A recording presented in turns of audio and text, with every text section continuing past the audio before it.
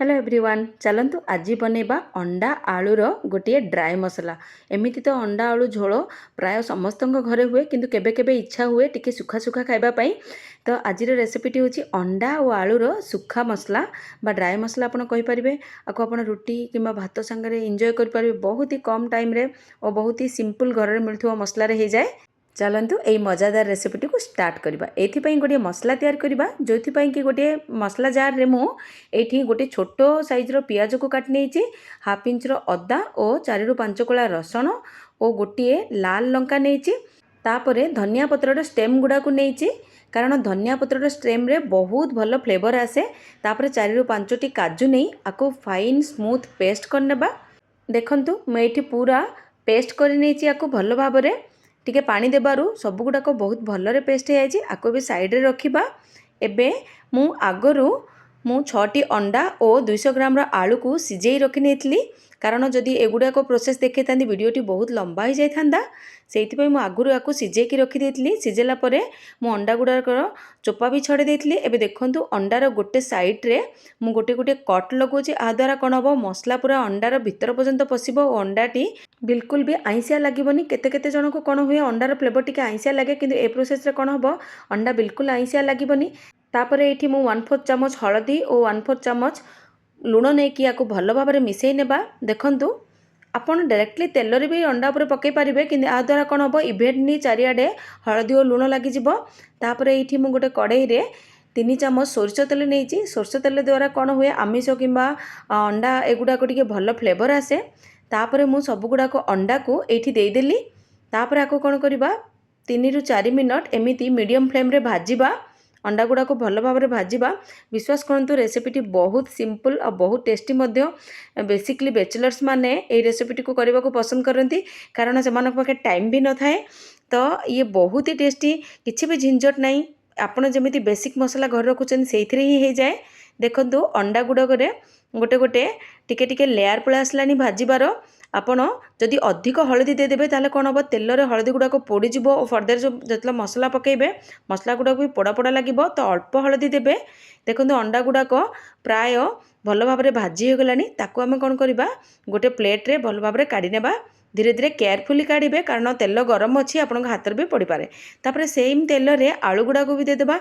ताकू भी आम 20 ରୁ 30% कुक करदेबा कारण आलू प्रथम बॉयल अच्छी आपको जस्ट टिके फ्लेवर पाई टिके भाजी नेबा। तापर सी आहरी मसला भी कुक हम से आलू को टिके भाजिकी काढ़ी नेबा।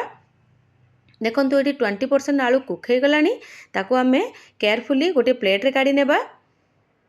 आलू को बहुत गोल्डन ब्राउन करके भाजबेनी जस्ट 20% भाजबे 1 ରୁ 2 मिनट ही भाजबे मीडियम फ्लेम रे। एगुड़ा को सब प्लेट रे काढ़ी नेबा। सेम तेल रे आम आधा चामच जीरा और गोटे मु तेजपत्र नहीं। आपन डालचीन चाहिए भी नहीं पारे किंतु मुझे नहीं। तापरे ये कौन कर गोटे मीडियम साइज्र पियाज को लंबा लंबा काटी नहीं ताकू ये देदेबा। फ्लेम ये मु लो टू मीडियम रखी कारण जदि हाई फ्लेम रे पियाज को भाजबे पियाज ब्राउन हो आउ टिके पिता लगी पारे। लो टू मीडियम रे भाजिले सी कैरामलाइज होकर भल टेस्ट दिए। तापर ये मीडियम साइज्र गोटे टमाटो देइछि। टमाटो देबा सांगे सांगे लुण दे देइछि कारण टमाटो देबा पर लुण देले टमाटो बहुत शीघ्र सिझी जाई थाए। तापर आपको टिके मिसामिशी करिकी आपको घोड़े देबा कवर करिकी आपको 2 मिनट कुक करबा। 2 मिनट पर देखंतु आपण जतले पिठा पातिया आपको कषिबे आपे आपे ये मेल्ट हो जिवो। देखिपे आपण टमाटो बहुत भल भाव में कषि जाइए भल भाव में सिझी जाइए। यही स्टेज रे आमे बड़का मसला गुड़ा को देदेबा। किछि हलदी गुंड किछि लंका गुंड एठी आपण कश्मीरी लंका भी नहीं पारिबे मु किंतु खाली लंका गुंड नहीं।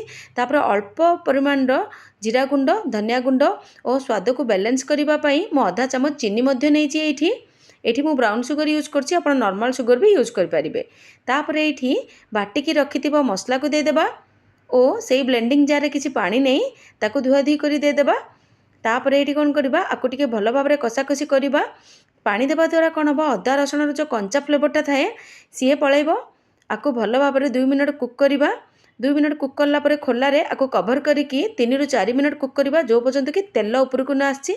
देखंतु 3 ରୁ 4 मिनट पर तेल उपरकू आसी जाइए मसलाटी ऑलमोस्ट कुक हो जाइए भल भाव में कुक हो जाइए। ये देखिपे आपण यही स्टेज रे आमे भाजिकी रखिथिबा अंडा और आलू को देदेबा। देखंतु तापर आपको भल भाव टिके कषि नेबा। आगु मन रखिए आम लुण दे देचे ये स्टेज लुण देवेनि। तापर आपको भल भाव कषिबा कषाकषि करिकी आउ 2 ରୁ 3 मिनट कुक करने छाड़देवा कवर करिकी।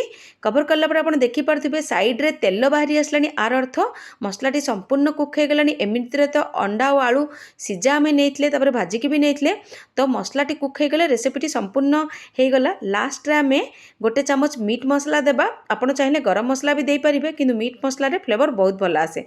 तापर आपको मिसामिशी करवा बस एतिकी रेसिपीटी हो गला। आपको आप भात कि गरम रुटी सांगे एंजॉय करेंगे। बहुत ही टेस्टी बहुत ही इजी अति जी कि रोषे जानी सी भी तैयार कर। आशा करछि रोषेटी भल लगी रेसिपीटी आपको भल लगी। जदि भल लगी लाइक गोटे तो निश्चय करेंगे। चैनल नुआ थिले सब्सक्राइब करने को बिल्कुल भूलिबेनी।